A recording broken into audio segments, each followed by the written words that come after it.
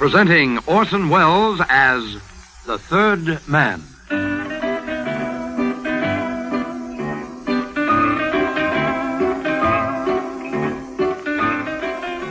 The Lives of Harry Lime. The fabulous stories of the immortal character, originally created in the motion picture The Third Man, with zither music by Anton Karas.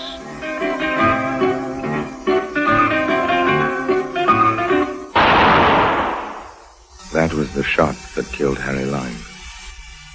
He died in a sewer beneath Vienna.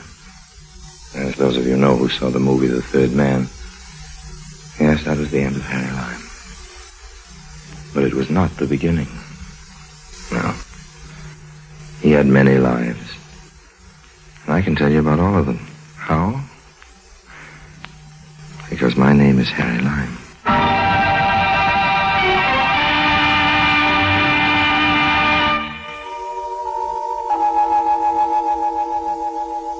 A diamond as big as a hen's egg.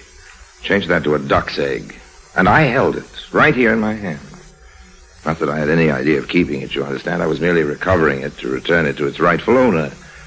Do I hear hollow laughter? All right. You don't have to take my word for it. Ask Scotland Yard. Get them to show you the files. What do you think I am? A crook?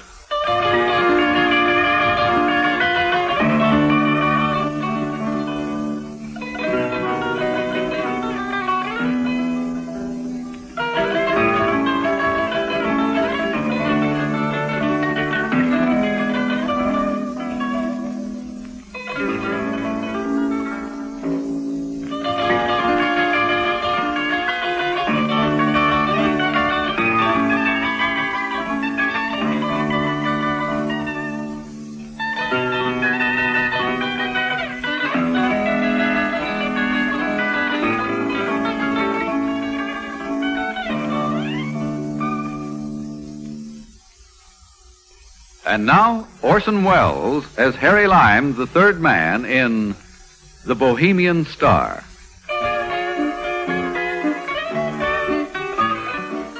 London, 1938. One of those quaint old English pubs, you know, with cubicles around the walls. Seated together, a boy and a girl. Not hard to look at either, the girl. Peaches and cream, that wonderful English type. In the next cubicle, a handsome, distinguished-looking American, Harry Lime. Me. Not eavesdropping, of course, just interested. In a casual sort of way. You mean to say you have to work? Yes. But you promised to take me to the pictures. I'm sorry, dear. I didn't know this was going to turn up. Look, Terry, if it's just that you're broke as usual and can't afford a cinema, let's walk in Hyde Park or feed the pigeons in Trafalgar Square or something. There's no need to spoil our evening altogether. No, it's not that, Pat. Honestly, I have got a job. The news editor wished it on me just as I was leaving. What do you have to do? It's an interview. Some South American Johnny called Senor Alvarez. I've got an appointment with him at the Hotel Splendid at 8:30. What is it you have to see him about? Well, ever heard of Bocanovia? One of those little Balkan states. That's right. Well, 3 years ago, there was a revolution, and the monarchy was deposed, and what's ironically known as a People's Republic took its place. On the last plane out, some of the royal family escaped to London with the crown jewels, and they've been here in the safe deposit ever since. What, the royal family? Oh, fathead, no, the jewels. Incidentally, the pièce de résistance, as they say, is the Bohemian Star. Oh, I thought that was an opera. Look, the Bohemian Star is the centerpiece of the scepter. A huge single diamond, almost as big as the Cullinan. Makes my engagement ring look a bit silly, doesn't it? I always had a suspicion you were getting me on the cheap. Well, I like cheap. Why, that cost me a week's salary at Hatton Garden. Well, you better demand an increase at once, darling. Anyway, what does Senor What's-His-Name fit into all this? Senor Alvarez is a leading jeweler of Buenos Aires. It seems the National Museum of the Argentine wants a replica of the Bocanovian crown jewels for an exhibition of some sort. And so the senor's been sent to take photographs, sketches, you know, measurements and so on. When he gets home, he'll reproduce the whole collection in paste. Well, it sounds awfully dull to me. And for that, I have to miss Don Amici. Well, who cares about him? I have to miss Betty Grable. There's no justice in the world. Can't you get out of it somehow? No, I'm sorry, darling. Not a chance.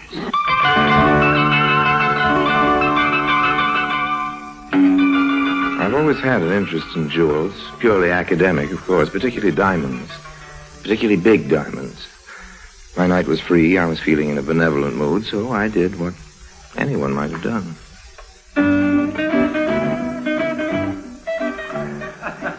Hey, excuse me, I hope you'll forgive my rudeness, but I couldn't help overhearing your conversation. I thought maybe I could help you out if you'd let me.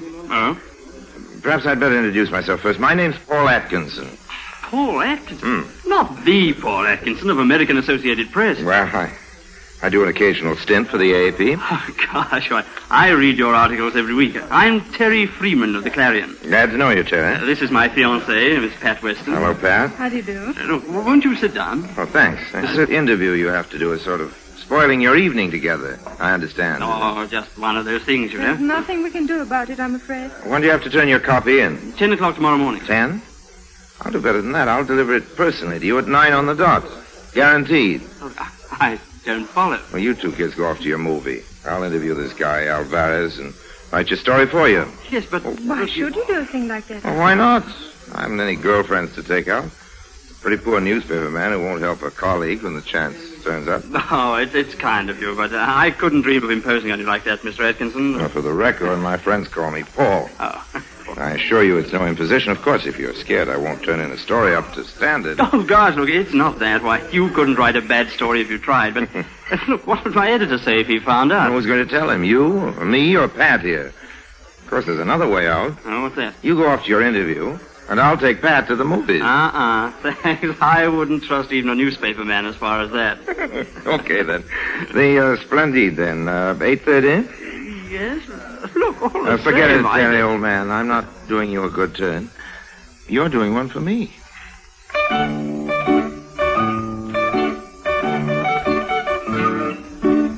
On the dot of 8:30, I pressed the bell to Suite C, 3rd floor, Hotel Splendide. I hadn't figured out any plan of campaign, you understand. This was just a sort of preliminary survey. Smooth South American type introduced himself as Alvarez and invited me in. We drank each other's health, and then we settled down to business. I am not very accustomed to be interviewed, Senor Freeman. What is the procedure? Oh, it's easy. It's easy. I ask the questions, and you answer them. I will do my best. Well, now, your job is to work out the precise measurements, as I understand it, of the jewels and their settings, so you can make exact replicas for the museum. Is that right? Partly. But you understand it is much more than a matter of mere measurement. Oh, yes, I guess it must be. There is the color of the various jewels, for instance, and some of the settings are of extremely intricate filigree. Tell me, senor, how did you fix it to gain access to the jewels? It was necessary for me to make formal application to the Bohemian Royal Court in Excise. And you found them cooperative? Well, naturally, one does not expect these favors for nothing. Oh, yes. There will be a certain, how shall I put it, financial adjustment. Yes, I see. Well, how long do you figure the job will take you? I hope to complete it in a month. How long have you been on it now? Just a week. What's the routine? The routine? Well, I dare say there's an armed guard and so on. Oh, but of course, that is inevitable. The Bohemian star alone is worth £500,000. Yes, that's $2 million. Who provides this guard? The insurance company. There is a room at the safe deposit. And each morning, the item I require is taken in there, and I work on it. Under observation? Yes. There are 2 detectives who never take their eyes off me or my secretary. So you have a secretary, too? Yes, Manuel Ariza. He should be here soon, so perhaps you will meet him. That's fine. Now, tell me, senor, could it be arranged for me to come along one day and watch you actually at work? I cannot say as to that. Make a much better story, you know. Perhaps so. But it would be a matter for the Bohemian authorities. Okay. I'll put in an application tomorrow. Will you support it? Naturally. Fine, that's settled then. And now I guess... that must be my secretary now. I am in here, Manuel. Good, everything is fixed, Pedro. That very obliging gentleman, Senor Myerson, has finished the paste copy of the Bohemian Star, and I have it with me now. Regardless, my friend, is it not that? Manuel. Tomorrow, when the right moment comes, I will distract the attention of the detectives, and you will remove the real jewel and slip this one in its place. Manuel, we have company. You fool, to talk like that. But how was I to know? Who is this man? One of Myerson's? This is a gentleman named Freeman, a reporter from the Evening Clarion. A reporter? Well, thanks very much for the interview, senor. Now, if you don't mind, I think What is your hurry? Well, I have to go on back to the office. You can wait a little while. Let me pour you a drink. Oh, no, thanks very much, Roman. I think Sorry, I can't stay. I think you'd better, senor. This gun is loaded. Well, what's the big idea? You do not think we could let you go after what you've heard, eh? Well, now, wait a minute. I'm not the sort of guy who goes around shooting off his mouth. I can keep quiet. It is my intention to see you do keep quiet. Oh, it is? There are ways. Well, how? Such as we could kill you. Yes. I suppose you could, but you won't. What makes you so sure? These walls aren't very soundproof. The shot would be heard. I have a knife. Okay, you could kill me with your little knife. Then what? How do you mean? Having an odd body lying about the place might prove to be a little embarrassing, don't you think? You could never conceal one in here. You couldn't risk getting it out without being caught. There would be certain difficulties, I admit. So it looks as though you'll have to trust me after all. Doesn't it? Good night, gentlemen. One moment, senor. There are other ways. Oh? What, for instance? Well, this. What? Manuel, I have told you before, I detest violence. That should keep him quiet for a little while. You know, I've been thinking, why should a reporter on an English newspaper be an American? I dare say it does happen. Yes, perhaps so, but you must admit it is unusual. What are you looking for in his pockets? Papers. A letter. There, what did I tell you? It is addressed to Harry Lime. Harry Lime? But you know the But name? of course. So does every police department in the world. You mean? I mean that compared with him, we are amateurs. So that's it, We must do something, Manuel. I know. I will drive the car to the back entrance, and we will take him down the back stairs. Like he is now? Why not? We will be seen. We will say he's drunk. Then we'll drive him to the country and dispose of him. As he himself would say, take him for a ride. Don't be foolish. There will be no killing. But surely... We are jewel thieves, not murderers. A man like Lime would have powerful friends who would stop at nothing to get even with us.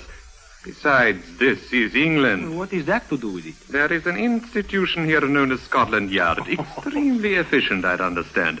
I have no wish to die with a rope round my neck, even if you have. Very well. You make a better suggestion. All right. We steal the Bohemian Star tomorrow, right? Right. Tomorrow evening we catch a plane, and next morning we are in New York, where we have many good friends who will look after us, right? Right. And then it is quite simple. All we have to do is to keep our friends here quiet for a day and a half. And after that, it will not matter how much he talks. Yes, and how are we going to do that? That is up to Senor Meyerson. He must find us a quiet place somewhere and a reliable man to see that Senor Lime does not escape till we are clear. I will telephone him now. Aha. You are waking up, senor. Eh? We are going to take a little journey soon, but I do not think it wise you should appear in public like this. Do you? That's better. Pleasant dreams, senor.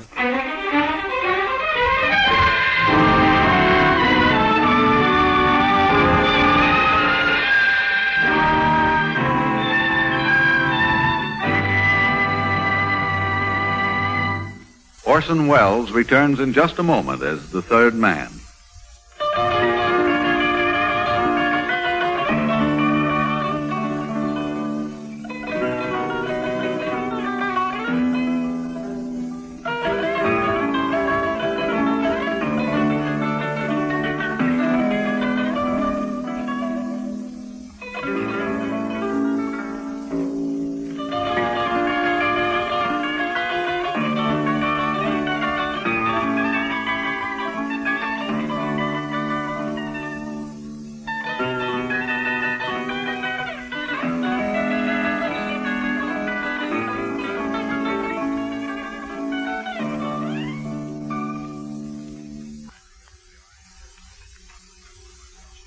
And now, Orson Welles, as the third man, continues with The Bohemian Star.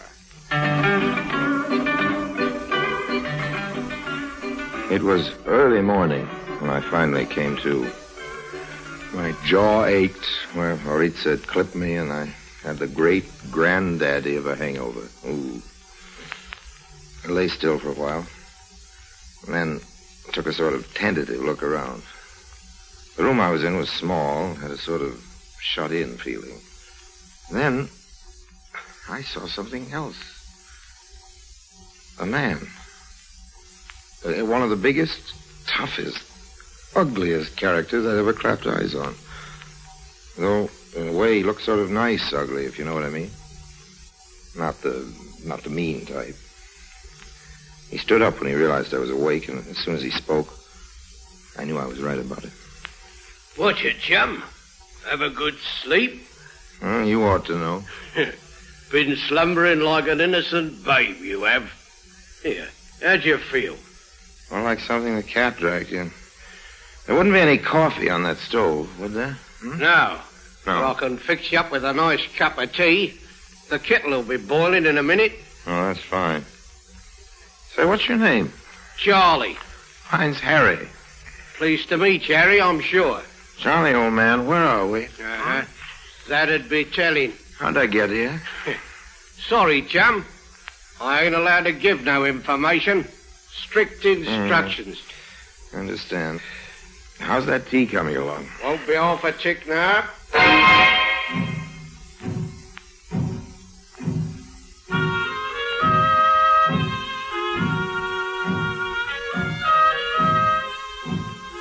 I slept again afterwards. It's going on for midday when I woke. Charlie had some food ready. After we'd eaten, he suggested a game of cribbage to pass the time. I disapprove of gambling, except maybe poker for real stakes with a few aces up my sleeve. But my only hope was to cultivate Charlie. And thank goodness he was no hothouse flower, so we settled down to play. After about an hour, I judged the time for action was right. 15-2, 15-4, a pair 6, and one for his knob 7. Puts me out. That's a sprat you owe me. A sprat? Yeah, a tanner. 6pence. Oh, well, here you are. So, your deal. Oh, sure. Look what I've done. Spilled them all over the floor. That's all right, chum. I'll pick 'em up. Thank you, Charlie. Oh! Thank you. One more for luck. Sorry, Charlie, old man. You're a nice guy.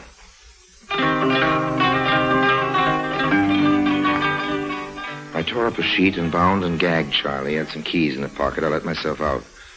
My guess had been right. I was somewhere in the East End. I walked till I found a main road and then called a cab.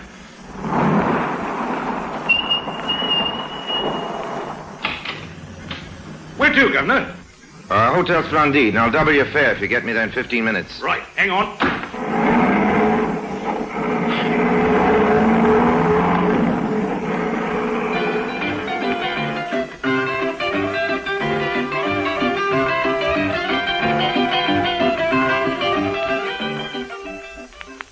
There was only one way to tackle this job, the bold approach.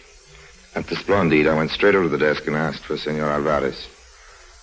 Sorry, sir, he's not in at present. Well, how about his secretary? Well, he's not in either, They sir. haven't checked out, have they? They're still staying here. They leave by plane for New York this evening, I understand, sir. Is there any message? No, thanks. That's okay.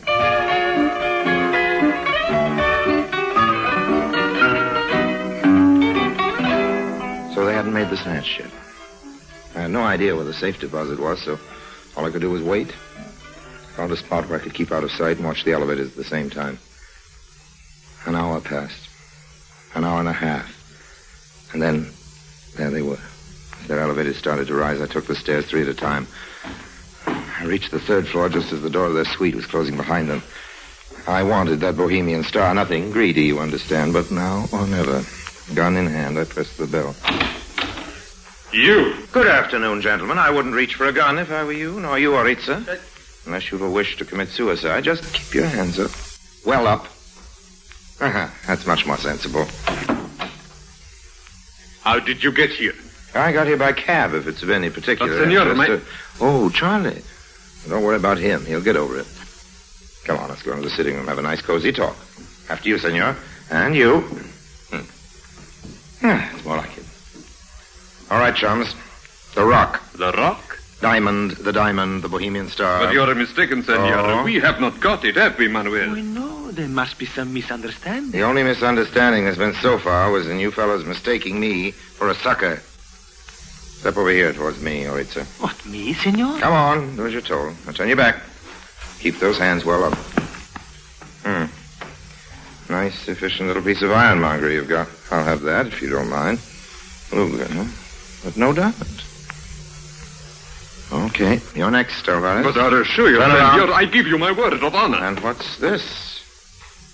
Your word of honor? Quite a hunk of stone, isn't it? You won't mind if I take charge of this, I'm sure. Senor, let us talk. What more is there to say? We made a mistake, Manuel and I. We admit it. Considering I have the stone and this gun, that seems rather obvious, don't you think? What I mean is that we made a mistake when we met last night, not inviting you to join us in this enterprise. Oh, what gives you the idea that I might have joined you in this? Harry Lime, are you not? Correct me if I'm wrong, but surely our object in this case has been the same, to obtain the Bohemian Star. Our object, maybe, but not our purpose. You speak in riddles, senor. Oh, no, not at all, old man. You stole this jewel for your own enrichment. I've taken it from you now to return it to its rightful owner. Its rightful owner? You will pardon us if we smile, senor. You don't believe me? Okay, sit down, gentlemen. I have a little telephoning to do. Hello? Operator, get me Whitehall, 1212. That's Scotland Yard. Sure, you do not mean that you are going to Please, telephone. senor, put down that telephone before it is too late, eh? Let us make a bar. Hello, is that Scotland Yard? It's all right, Mr. Lime. You needn't bother with that call. Now, what's the idea? Who are you guys? I'm Detective Inspector Marsh, and this is my assistant, Sergeant Andrews. Well, not so fast. How do I know you two are on the level? Oh, here's my warrant card. Glad to know you, Inspector. Well, this all seems in order. Sorry I sounded suspicious, but, you might have been a couple of crooks, too. Of course, the point hadn't occurred to me. This is an outrage. You have made a great mistake, senor. Well, we'll thrash that out of the yard later. Take him away, Sergeant. Yes, sir. Come on, you two. Well, I'm certainly glad you turned up when you did. I can't figure out is how you got in so quietly. My ears don't miss much, and I'll swear I never heard that front door open. Well, of course you didn't. We've been here all the time. Here, in this actual room? Yes, behind those curtains. Well, I'll be darned. And what's more, we've a friend of yours. You can come out now, Mr. Freeman. Hello there. Why, Terry, I don't get all this. Oh, it's all quite simply explained. When you didn't turn up this morning, I got a bit worried, so I phoned AAP, and they told me Paul Atkinson was in Malaya. Then I went round to the yard and gave the whole story to Inspector Marsh here. And you figure there must be some dirty work, huh, Inspector? Well, it did seem that something odd was going on. And doubly odd when I rang the Argentine embassy and they denied all knowledge of Alvarez and Noritza. So the management let us in here while they were away. We were just about to announce ourselves and find out what was what when the doorbell rang and you came in. So you figured you'd wait a while and see what happened, is that it? Exactly. I say. What is it? Just as well I'm not a crook, isn't it? I mean, if I tried to get away with the Bohemian Star instead of phoning the yard, I'd have found myself in a lovely jam, wouldn't I? Well, I shan't pretend we didn't suspect you for a while, Mr. Lime. But we know now that you're an honest man. That's all right. It's not everyone who'd risk his life the way you've done. Oh, that's okay. Here, I guess you better take this stone, Inspector. I'll be glad to see the last of it. Oh, thanks. Of course, you realize there'll be a reward. Oh, no, please. But my dear fellow, it's no more than you're entitled to. Don't you agree, Mr. Freeman? Oh, certainly. I'll see the matter's taken up with the Bohemian authorities, and you'll hear from them in due course. Well, if you insist, though. After all, I was only doing my duty. And Terry, I really did intend writing that story for you. I'm sorry I slipped up on it. It's Hope okay. you didn't get into too much trouble with your news editor. Well, there was a bit of a row, but that's all right. Oh, it will be, old man, it will be. Just wait till he sees the story you've got for him now.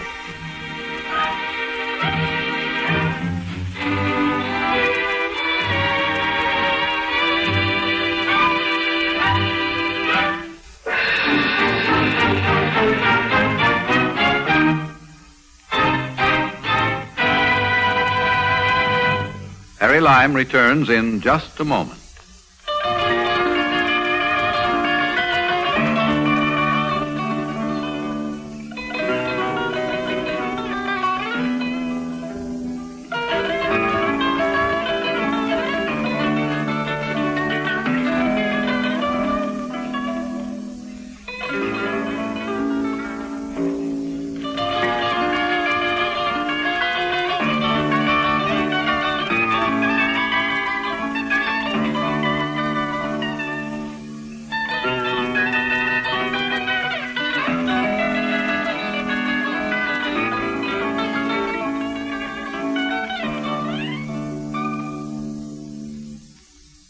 And now, Harry Lime.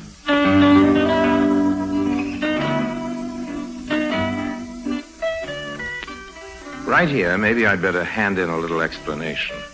You're wondering what particular stroke of luck or lunacy led your old friend Harry to settle for just the reward not to try for the diamond itself, at least while the going was good. Well, first of all, it was a very tidy little reward. And secondly, when I first came into that room, I just happened to notice the tip of what was unmistakably the shoe of a policeman sticking out under the curtains. Now, you may think that knowing I wasn't alone with a couple of crooks, that the realization that Scotland Yard was tuned in on our conversation had something to do with my decision to, shall we say, play it straight. That's what you may think. In fact, you'd be silly not to.